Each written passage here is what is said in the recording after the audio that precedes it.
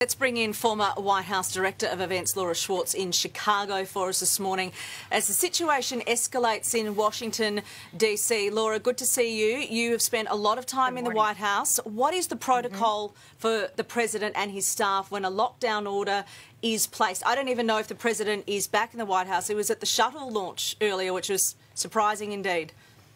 Exactly. He'll be heading back in a little while. If he was ever under imminent danger, they would take him to Camp David or other places than the White House. But the Secret Service is used to locking down the house, whether it be somebody that jumps the gate, a plane that's going in the wrong direction. They'll put a lockdown on. They had to do it last night. I bet tonight they'll have another one as the protests start going in Washington, D.C. At that point, anyone that's inside the residence stays in. Nobody comes in, nobody goes out. The Secret Service uniform division officers that you see in the black and white uniforms will post up around all of the windows and doors. They'll go ahead and put a SWAT team out on Pennsylvania Avenue or wherever they believe an intrusion may come from. And the CS teams, the counter snipers, will arrive on the rooftop in a pretty massive view versus just a few out of view to show that force. And then right immediately inside the grounds between the gate and the house itself are the ERT guys and women. That's the emergency response team. When I worked there, my office was at one time in the West Wing, one time in the East Wing. And so if I was in the resident with the President and Mrs. Clinton at the time of a lockdown, man, I was there until they lifted it. There's also to be noted about 6 floors below the White House, the POC, the Presidential Operations Emergency Command Center. They can always take the president and family and any immediate security personnel there as well to be safe.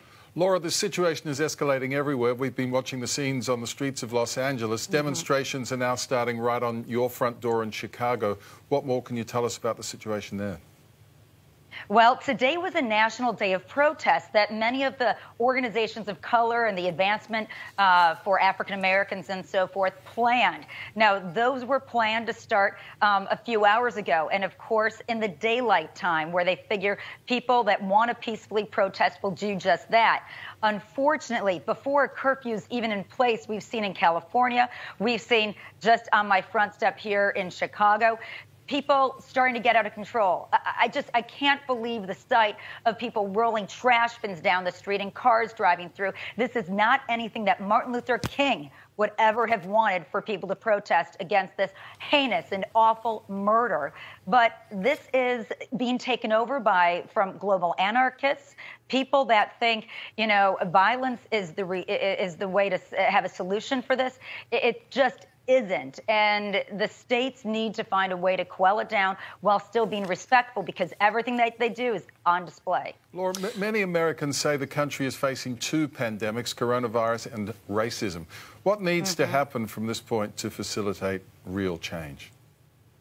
Well, we've seen even just with corona, like you mentioned, the medical disparity between whites and blacks, brown, you name it. We see that there are more corona cases among African American communities than there are of anybody else. And they're not getting the health care that they need. And that's something to wake us up and say, listen, even with the Affordable Care Act, even with Obamacare, we still need to get better outreach into these areas. And for those programs that have been cut down, like President Obama had the 21st Policing Act, which the Department of Justice under Trump has cut back if it even exists at all. So it's really putting money and policy so that we can fight racism, whether it comes with the economic disparity, the healthcare disparity, or especially in police protection. We hope that heart behind you comes to fruition across your country very soon, Laura. I'm standing here for a reason today, guys. Yeah. Bex, Richard, thank you. Thank you, Laura.